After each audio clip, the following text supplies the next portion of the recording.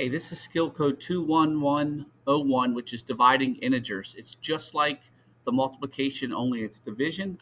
The same rules apply for division as multiplication. Remember, a positive divided by a positive gets you a positive. Negative divided by a negative is also a positive.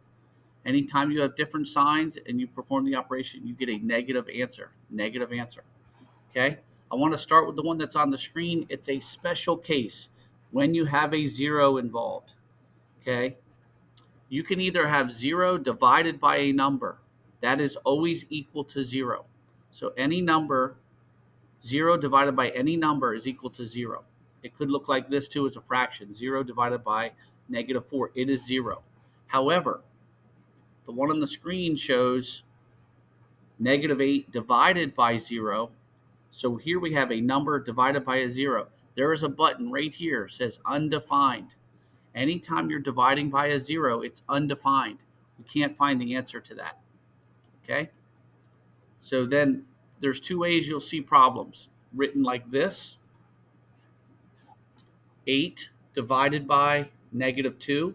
8 divided by 2 is 4. Positive divided by a negative is a negative. And you can see that on the screen. -6 divided by -3. So 6 divided by 3 is 2.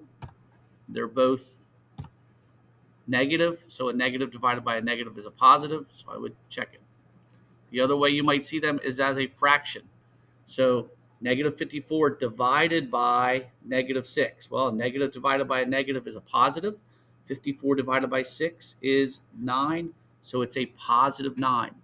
The one on the screen says, let's find a positive divided by a positive, or negative divided by a negative, written like that.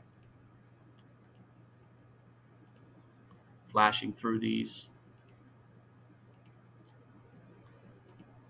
Can't find one. So anyway, you would just type it in. 10 divided by -5, that's a positive divided by a negative. So it is a -2,